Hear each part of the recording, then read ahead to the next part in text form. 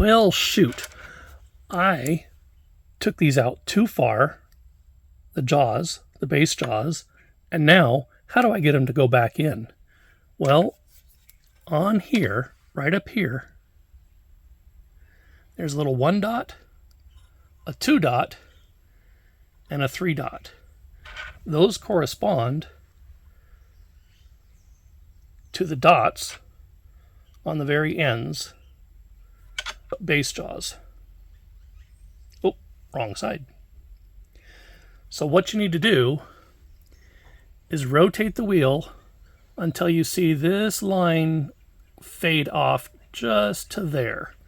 Then you grab your number 1, making sure it goes in the correct direction. These are curved. Make sure the curved side faces outwards. You slide it in until it slides that far.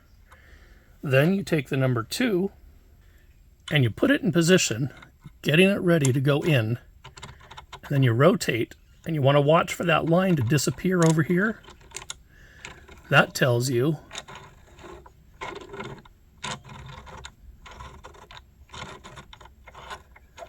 went too far. That tells you it's ready for the third one to be accepted. And you slide that in as far as it'll go, and then you rotate.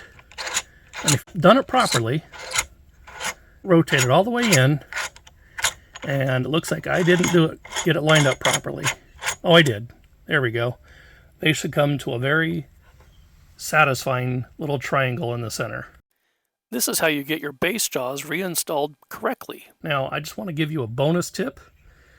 If you cross-thread the finger grips in and tighten them down with the 2.5mm screwdriver and try to back it out, you can end up doing what I did and snapping the screw completely off inside the base jaw. Your grip is down, not a fun thing.